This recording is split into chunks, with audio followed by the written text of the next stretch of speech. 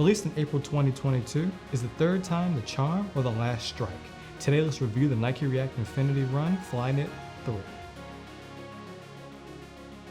Hey, what's poppin'? Jordan Thomas here, and today I'll be covering the Nike React Infinity 3. Surprisingly, this is the shoe that I recommended to the most adults last year.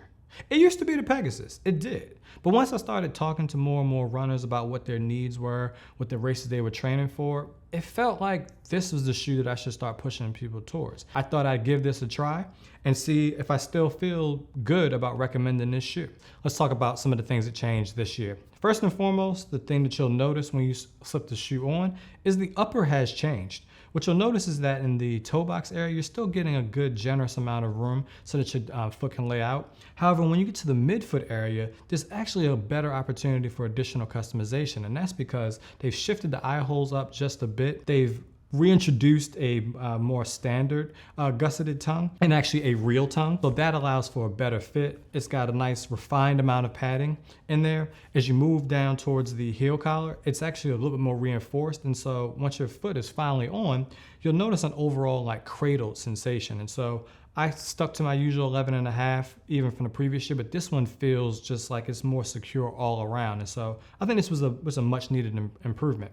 The other thing that you'll notice in the overall material is that it's slightly different than the previous year. You'll notice that visually you'll see some raised areas. That's supposed to add some increased breathability.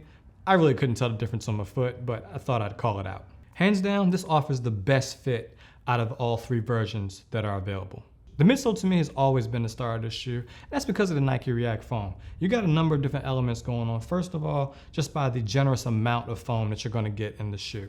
Second, you've got this rocker design, which is ideal for helping your foot roll off as it makes contact with the ground.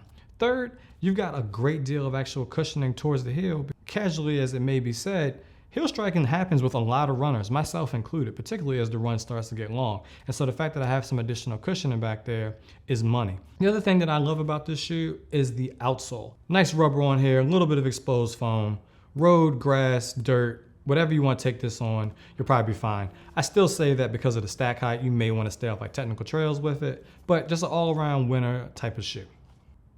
For performance, consider this a daily running shoe.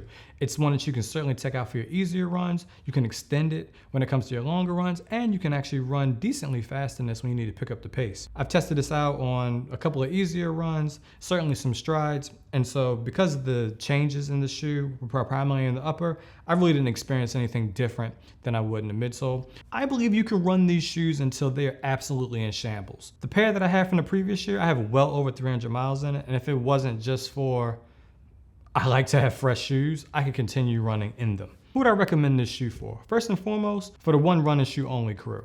These are going to be people that are just purchasing one shoe throughout the year and want to get the most amount of miles in it.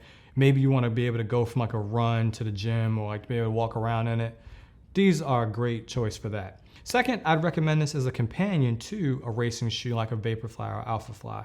Now, a couple of things that could be better. All right, Nike, it's the third year. We've got the same midsole, same rocker, same outsole. Next year, it's time. This is the last one. It's time to innovate. That's what we look to you for. I think you've definitely dialed in the upper. If you want to keep the upper, definitely do that. Second, that pull tab wasn't hurting nobody. There was no reason to remove it. And I kind of miss the infinity sign that used to be here on the previous version. Now it's just kind of basic. And then you've moved it to the tongue where it's not really seen. I'm not really feeling that so much, but for the most part, I'm using this right now as a shoe that's like in between this and the next Pegasus that comes out, which will be the 39. And when I have that, I'll be sure to get you a review on that. By refining the fit just a little bit tighter, still keeping that money midsole, along with the rocker, that good outsole, I believe that the third time certainly is the charm. Tools are certainly meant to be tested, but it's really gonna be your training that's gonna help take you to the next level. And I just posted a video earlier talking about the long run and some things you should take into consideration, even